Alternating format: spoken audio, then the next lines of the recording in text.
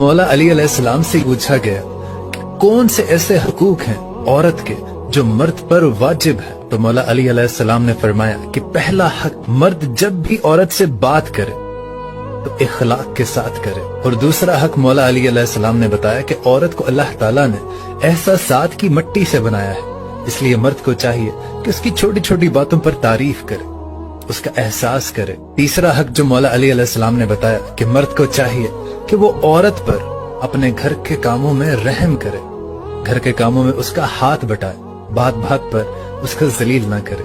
और चौथा हक आपने बताया कि मर्द कभी भी अपनी बीवी का मजाक मत उड़ाए।